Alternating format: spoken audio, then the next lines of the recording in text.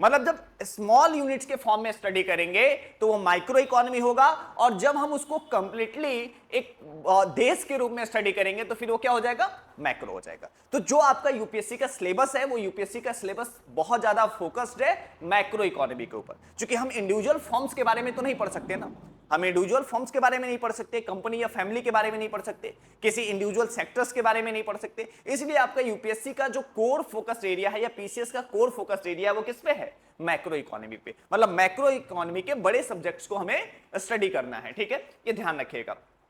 यहां पे कुछ ऐसा जो आपको समझ में नहीं आया माइक्रो एंड मैक्रो में, मतलब बता ले जाओगे कि what is micro economy and what is macro economy. Micro economy क्या है यानी सूक्ष्म अर्थशास्त्र क्या है, और मैक्रो इकोनॉमी क्या है यानी कि व्यष्टि अर्थशास्त्र क्या है। ठीक है, क्लियर है, कोई डाउट जो ऐसा कुछ समझ में ना आया हो?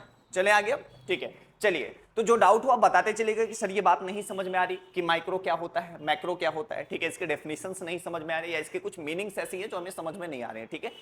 तो हमने एक सिंपल एग्जांपल आपको बताया ना कि अगर बॉडी के अलग अलग पार्ट को हम स्टडी करें तो हम क्या पढ़ रहे हैं, माइक्रो, और पूरी बॉडी को हम एक साथ स्टडी करें तो हम क्या पढ़ रहे हैं, मैक्रो।